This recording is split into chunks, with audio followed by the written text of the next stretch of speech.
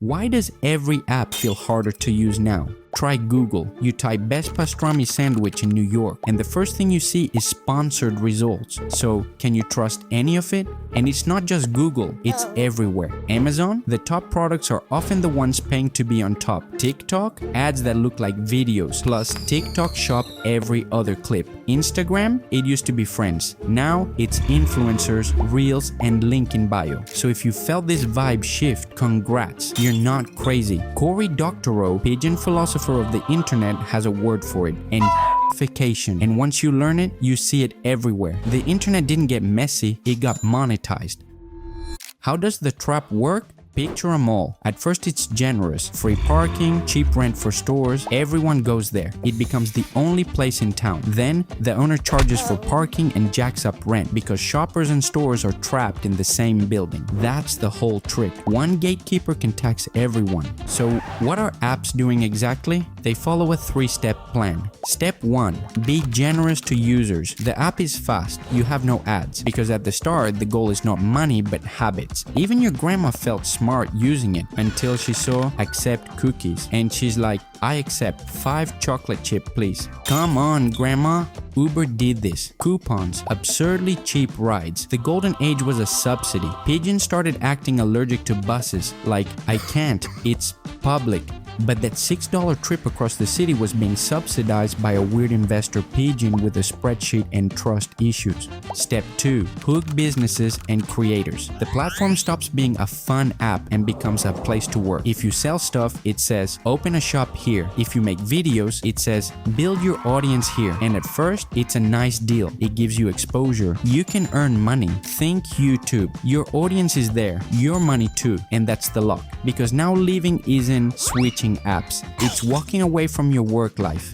Step 3 is extraction mode. This is the era you're living in. Now the platform is built to take money, not help you. So the normal stuff gets buried and the sponsored stuff gets the best seats. Amazon is the obvious one. Search looks normal, but the top row is basically whoever paid rent this week. But how can they pull this off? Because your stuff is already there, and so are your fellow pigeons. WhatsApp group chats are the perfect prison. If you leave, you don't get freedom. Your friends stay. They keep sending memes without you. I don't care about my friends. Please give me the memes back. Now add the fuel, attention money. If they get paid for your time, the app will fight to keep you watching. That's why TikTok and Shorts never end. And once you're locked in, they can charge you for everything.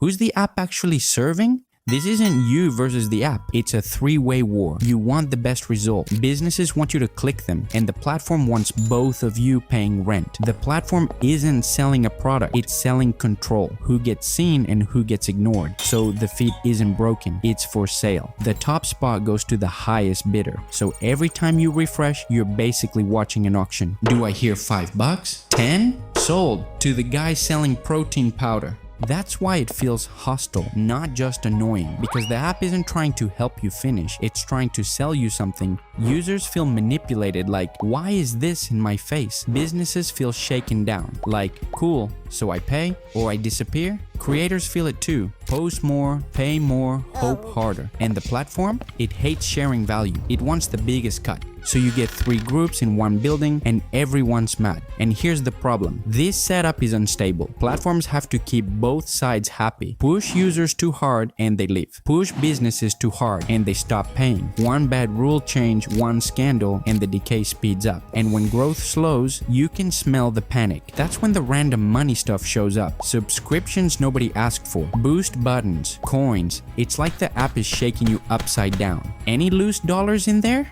Now, quick objection, because someone always says it. Maybe it's just size. More users means more spam and clutter. Sure, but size doesn't force pay to play. Tinder is the best example. You're not ugly, you're just not boosted. Go on, explain why this beautiful pigeon can't get a match. Size doesn't force the feed to be for sale. This happens when growth stalls and the platform needs more money. So what do you think is happening? Are you using the app or is the app using you? What does it mean for pigeons like you and me? It means you're paying in ways you don't notice. Cost number 1, time. Everything takes longer. Extra taps, extra "are you sure?" Settings buried on purpose. Try Instagram. Go turn off the notifications or the suggested stuff. You think it's one switch. It's not. It's like 3 menus deep. It's buried under settings, privacy, more settings. By the end, you feel like you're defusing a bomb. Okay, if I click the wrong thing, does my mom see my likes? So you lose time every day. Cost number 2, money. They sell you the antidote. Pay to remove the misery. Pay to stop the ads and to unlock basics that used to be normal. Look at Duolingo. You're trying to learn Spanish, you mess up a couple questions, and the owl goes, "That's enough learning for today." Suddenly the app turns into a bouncer. You want to keep going? Watch this ad or pay. So they sell you premium like, "Oh, you want unlimited mistakes?" That's a premium feature. Imagine paying extra to be bad at Spanish. Pigeon is screwed. Cost number 3, attention and trust. Your brain becomes the target. Autoplay, infinite scroll, notifications that sound like emergencies. TikTok and Shorts prove it. It never ends. You open it for one clip, blink, it's dark outside, but you're still holding your phone. And while it steals your attention, it also breaks trust. More bait, more scams, more junk pretending to help. Look at Amazon. Fake reviews everywhere. 10 identical products with the same photos. So you read reviews like a detective. This one has 5 stars, but the review says, "Great microwave and I'm buying socks." And it hits the pigeons building on the platform too. Creators and sellers get squeezed. One algorithm tweak and your views drop overnight. YouTube does this all the time. You wake up and your income is gone. And it freezes out better alternatives because everyone's already stuck where everyone else is. So who wins? The app. And whoever takes a cut. And the rest of us pay in time, money, attention, and trust.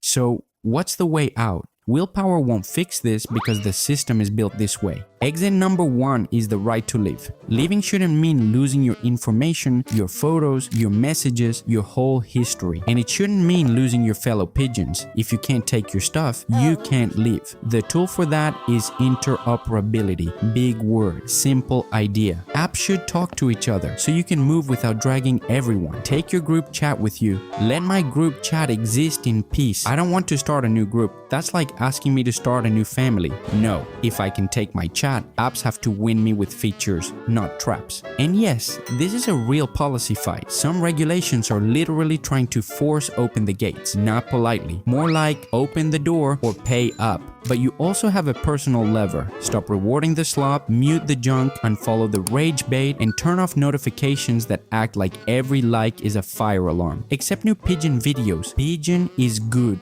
Go into settings once and do the boring thing. You'll feel smart later. And when you pay for tools that help you do the thing, not tools that remove pain the app created. If the upgrade just stops the annoyance, that's a toll. If the upgrade actually saves you time, that's a tool. Your wallet is a remote control. Use it. And yes, it feels small, but it's the only thing they measure. Now think back to the start of this video. You search for pastrami, you get ads. That friction isn't a mistake. It's the system admitting what it optimizes for. Final sting. If exit is easy, apps compete on quality. If exit is hard, they compete on extraction. Make exit cheap and the maze disappears. Subscribe to Support Pigeon so he can keep the internet slightly less painful. Also, if you like this video, you'll probably like the one below.